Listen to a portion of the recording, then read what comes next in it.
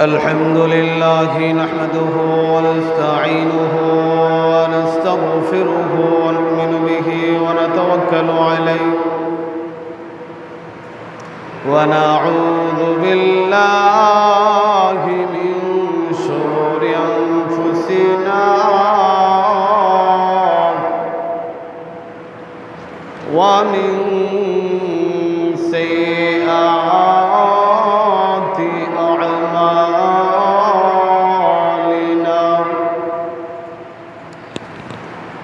من يهده الله فلا مضل له ومن يضلله فلا هادي له ونشهد أن لا إله إلا الله وحده لا شريك له ونشهد أن سيدنا وسندنا وحبيب ربنا ومولانا محمدا عبده ورسوله صلى الله تعالى عليه وعلى آله وأصحابه وبارك وسلم تسليما كثيرا أما بعد فأعوذ بالله من الشيطان الرجيم بسم الله الرحمن الرحيم إن عدة الشهور عند الله 12 شهرا في كتاب الله يوم خلق السماوات والأرض منها 4 حرم صدق الله مولانا العظيم وصدق رسوله النبي الكريم ونحن على ذلك من الشاهدين والشاكرين والحمد لله رب العالمين الحمد لله الله تعالى দরবারে অসংখ্য গণিত শুকরিয়া যে রব্বুল আলামিন আমাদেরকে আজকে এমন একটা দিন একত্রিত হওয়ার বসার তৌফিক দান করেছেন। আজকের যেই দিনের নাম হচ্ছে ইয়াউমুল জুমআহ, সাইয়্যিদুল আইয়াম। এক সপ্তাহ হচ্ছে 7 দিনে, ওই 7 দিনের মধ্যে সবচেয়ে বড় দিন, শ্রেষ্ঠ মর্যাদাবান দিন হচ্ছে সাইয়্যিদুল আইয়াম, ইয়াউমুল জুমআ, শুক্রবার দিন। তো আল্লাহ তাআলা আমাদেরকে শুক্রবার দিন দান করেছেন। অপরদিকে দেখেন, আজকে 1447 হিজরির প্রথম দিন, অর্থাৎ আরবি বৎসরের প্রথম দিন এবং প্রথম মাস। প্রথম দিন শুক্রবার, আবার প্রথম মাস হচ্ছে মুহররম মাস। এত বড় ফজিলতওয়ালা দিন এবং মাস, বৎসর আল্লাহ তাআলা আমাদেরকে দান করেছেন। সেই মাসের কিছু করণীয় এবং বর্জনীয় আছে। সত্য কথা বলতেই হয়, করণীয় কি এবং বর্জনীয় কি, কিছু কথা মানুষের সামনে বলতে হয়। যদি সত্য কথা সমাজে না বলতে পারো,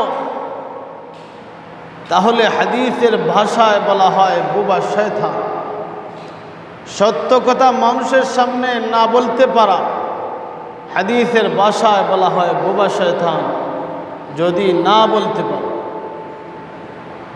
ভাইরা আমার, আজকের এই যে দিন আসছে, যেই বৎসর আসছে আমাদের মধ্যে, এই বৎসরের প্রথম দিন জুমআবার দিন, খুশ নসিব আমাদের। এজন্য শুকরিয়া আদায় করি, সবাই বলে আলহামদুলিল্লাহ। এবং এই মাসের নাম হচ্ছে মুহররম মাস।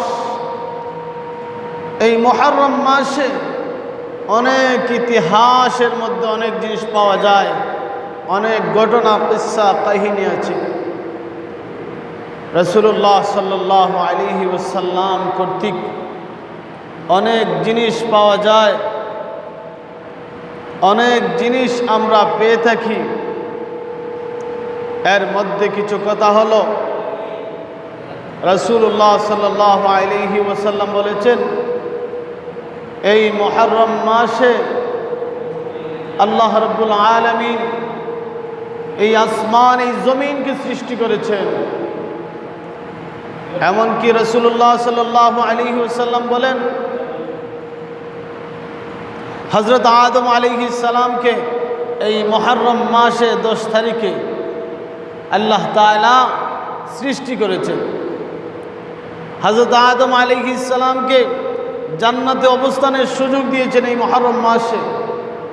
আবার জান্নাত থেকে দুনিয়ার জমিনে প্রতিনিধি হিসেবে আল্লাহ তাআলা প্রেরণ করেছেন এই মুহররম মাসে। এমনকি রাসূল আকরাম সাল্লাল্লাহু আলাইহি ওয়াসাল্লাম বলেন যে এই মুহররম মাসে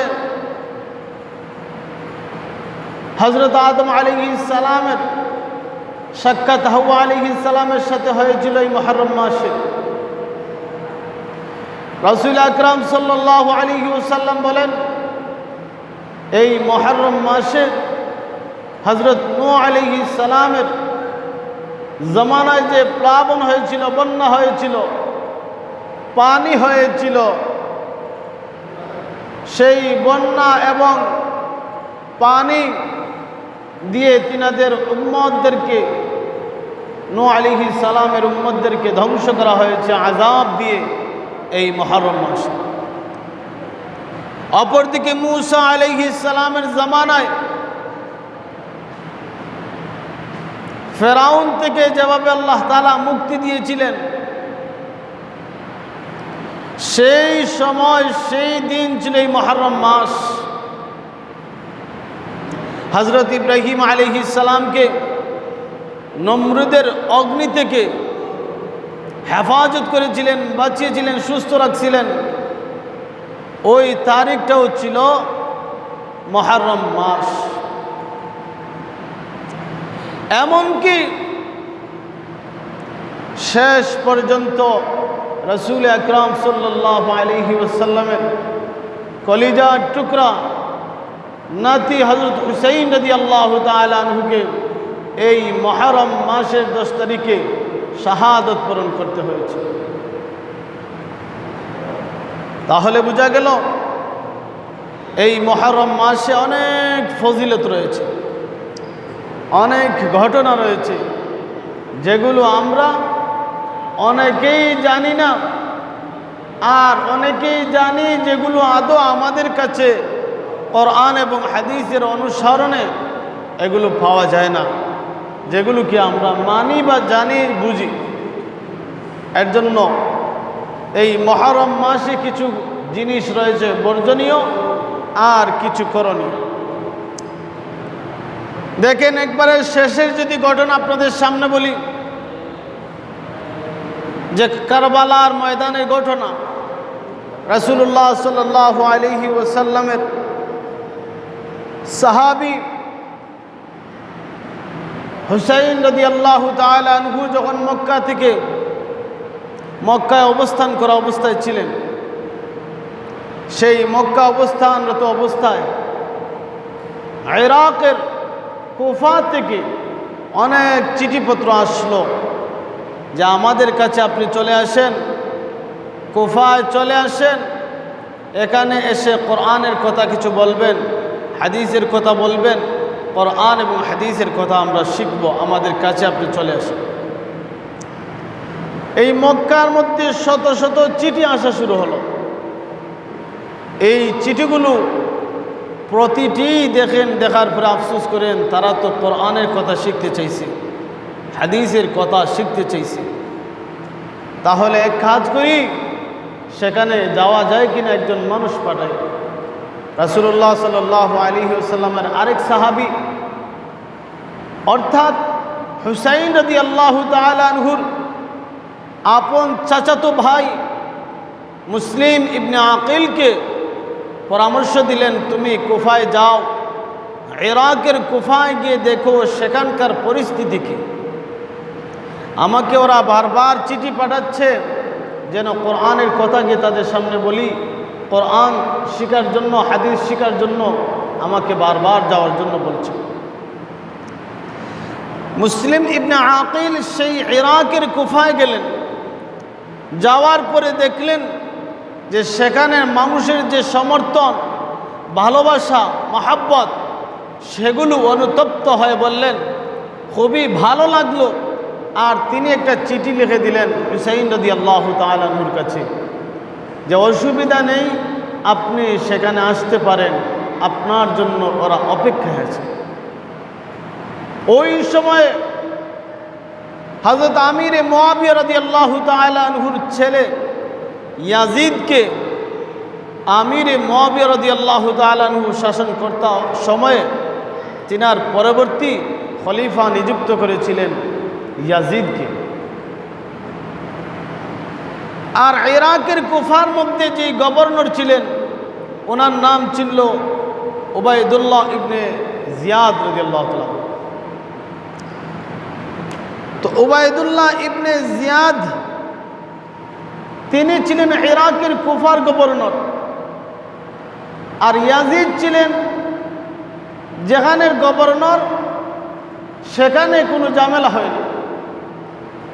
হযরত হুসাইন রাদিয়াল্লাহু তাআলা আনহু মক্কা থেকে সেই চাচাতো ভাইয়ের চিঠি পাওয়ার পরে প্রায় তিনার সাথী সহ স্ত্রী, বাচ্চা, কন্যা, এমনকি সহ সাহাবায়ে কেরাম অনেক একসাথে একটা দল বেঁধে প্রায় ৭২ জন একত্রিত হয়ে রওনা দিয়েছেন ওই কুফার মধ্যে যাবেন, যেখানে ওরা কোরআন এবং হাদিস শিখতে চাচ্ছে। প্রতিমধ্যে যখন গেছেন হুসাইন রাদিয়াল্লাহু তাআলা আনহু রাস্তার প্রতিমধ্যে গেছেন, ওই সময় সামনে আর যাওয়ার জন্য অনুমতি দেয় নাই। ওই ইরাকের কুফার গভর্নর উবাইদুল্লাহ ইবনে জিয়াদের বাহিনীরা যাওয়ার জন্য অনুমতি দেয়নি। উনি বারবার বলছেন তাহলে আমরা মক্কায় চলে যাই। তো ইয়াজিদের বাহিনীরা মক্কায় আবার ফিরে যেতে দেয়নি, অর্থাৎ মাঝখানে আটকে রাখছে। হুসাইন রাদিয়াল্লাহু তাআলা আনহু সহ তিনার যতজন সাথে ছিলেন প্রায় ৭২ জন। তো সেখানে যে স্থানের মধ্যে অবস্থান করেছিলেন সেই জায়গা হচ্ছে কারবালা নামক স্থান। যেই জায়গা স্থান হচ্ছে ফুরাত নদীর তীরে। ওই জায়গার মধ্যে অবস্থান নিয়ে বারবার উবাইদুল্লাহ ইবনে জিয়াদের বাহিনীদেরকে বললেন যে আমাকে ওই উবাইদুল্লাহ ইবনে জিয়াদের সাথে সাক্ষাৎ করার জন্য দাও, আমি আসছি, ইরাকের কুফায় যাব। বারবার বলার পরে ওনারা অনুমতি দেয়নি। বললেন তাহলে আমি ফিরে যাই। ফিরে যাওয়ার জন্য চাইছেন ইয়াজিদের বাহিনী, ওনারাও ফিরে যেতে দেয়নি। এমন অবস্থায় তিনি মজলুম, খানাপিনা নাই, সামনেও বাড়াতে দেয় না, পিছেও যেতে দেয় না। ঠিক সেই সময় ওনাদের সাথে এমন হলো যে যুদ্ধে মজলুম হয়ে জালিমদের বিরুদ্ধে আচরণ করতে হলো। এমন অবস্থা প্রায় ৭২ জন হুসাইন রাদিয়াল্লাহু তাআলা আনহুর সাথে ছিলেন, প্রত্যেকরে ওই উবাইদুল্লাহ ইবনে জিয়াদের বাহিনীরা প্রত্যেকরে হত্যা করেছে, শাহাদত বরণ করতে হয়েছে। আব্দুল্লাহ ইবনে আব্বাস রাদিয়াল্লাহু তাআলা আনহু ওই সময়ে অর্থাৎ মুহররমের 10 তারিখে একটা স্বপ্ন দেখলেন। রাসূলুল্লাহ সাল্লাল্লাহু আলাইহি ওয়াসাল্লাম ঘুমন্ত অবস্থায় দ্বিপ্রহরের সময় ঘুম থেকে একদম বেহুশ হয়ে উঠছেন। ওঠার পরে দেখছেন আল্লাহ নবী সাল্লাল্লাহু আলাইহি ওয়াসাল্লামের হাতে একটা সীসা, যেই সীসার ভিতরে কিছু রক্ত। হযরত আব্দুল্লাহ ইবনে আব্বাস রাদিয়াল্লাহু তাআলা জিজ্ঞেস করলেন, ইয়া রাসূলুল্লাহ, ইয়া হাবিবাল্লাহ, ফিদাকা আবি ওয়া উম্মি, আমার বাবা এবং মা যেন আপনার জন্য কোরবান হয়ে যায়, এমন অবস্থা কেন আপনার? আল্লাহ নবী সাল্লাল্লাহু আলাইহি ওয়াসাল্লাম বললেন, আমার হাতে হচ্ছে হযরত হুসাইন এবং তার সাথীদের রক্ত শাহাদত বরণ করেছেন। সেই রক্তগুলো একাংশ আল্লাহ তাআলা এই সীসার মধ্যে দিয়ে আমার হাতে দিয়েছে। হযরত আব্দুল্লাহ ইবনে আব্বাস রাদিয়াল্লাহু তাআলা আনহু বলেন, ঠিক সেই দিন আমি যখন ঘুম থেকে উঠলাম, ওঠার পরে দেখি মুহররম মাসের 10 তারিখে ওই সময় হুসাইন রাদিয়াল্লাহু তাআলা আনহুকে ওই কারবালার ময়দানে শাহাদত বরণ করতে হয়েছে। এমনকি তিনি শুধু একা নয়, তিনার সাথে প্রায় 72 জন সহ শাহাদত বরণ করেছে। এবার চিন্তা করেন যে উভয় পক্ষের মধ্যে কি পরিমাণ ধৈর্য হারা হয়েছেন, কষ্ট পেয়েছেন। শেষ পর্যন্ত তাদের সাথে মাজলুম হয়ে জালিমদের বিরুদ্ধে কথা বলতে হয়েছে। আমাদের সমাজে কিছু মানুষ পাওয়া যায় এই হুসাইন রাদিয়াল্লাহু তাআলা আনহুর শাহাদতের এই কারবালার ইতিহাসকে এইভাবে না এনে বিকৃত করে এনে ওরা সমাজের মধ্যে পালন করতে চায়, যেটাকে কোরআন এবং হাদিস দ্বারা অবৈধ ঘোষণা করা হয়েছে। দেখেন, আমি কিছু হাদিস আপনাদের সামনে পড়ি। قال رسول الله صلى الله عليه وسلم, আল্লাহ নবী সাল্লাল্লাহু আলাইহি ওয়াসাল্লাম বলেন, আফদালুস সিয়ামি বা'দা রমাদান শাহরুল্লাহিল মুহররম, যে রমজান মাসের রোজার পরে যেই রোজা আল্লাহ তাআলার কাছে সবচেয়ে উত্তম, সেই রোজা হচ্ছে মুহররম মাসের রোজা। যারা বিকৃতভাবে ইতিহাসকে রচনা করে বিভিন্ন জিনিস করে, সেই জিনিসগুলার মধ্যে আদৌ কোরআন এবং হাদিস দ্বারা সমর্থিত না। আল্লাহ নবী সাল্লাল্লাহু আলাইহি ওয়াসাল্লাম বলেন, আফজালুস সিয়ামি বা'দা রমাদান শাহরুল্লাহিল মুহররম, আল্লাহ তাআলার কাছে রমজানের পরে সবচেয়ে উত্তম, রমজানের পরে যেই রোজা, সেই রোজা হলো মুহররম মাসে। অন্য হাদিসের মধ্যে আল্লাহ নবী সাল্লাল্লাহু আলাইহি ওয়াসাল্লাম বলেন, সিয়ামি ইয়াউমি আশুরা আহতাসিবু আলাল্লাহি আন ইউকাফিরাস সানাতাল্লাতী ক্বাবলা। যে আল্লাহ নবী সাল্লাল্লাহু আলাইহি ওয়াসাল্লাম বলেন, মুহররম মাসের যেই রোজা 10 তারিখের যে রোজা, এই রোজা যদি কোনো মানুষ একটা রাখে, তার পূর্বের 1 বৎসরের গুনার কাফারা হয়ে যায়। সুবহান। এখন রোজার দ্বারে না, ইতিহাস শুনে দুঃখে বারাক্রান্ত হয় না, দুঃখে মনটার মধ্যে ব্যথিত হওয়ার কথা সেটা হয় না, বরং সমাজে অনেক কিছু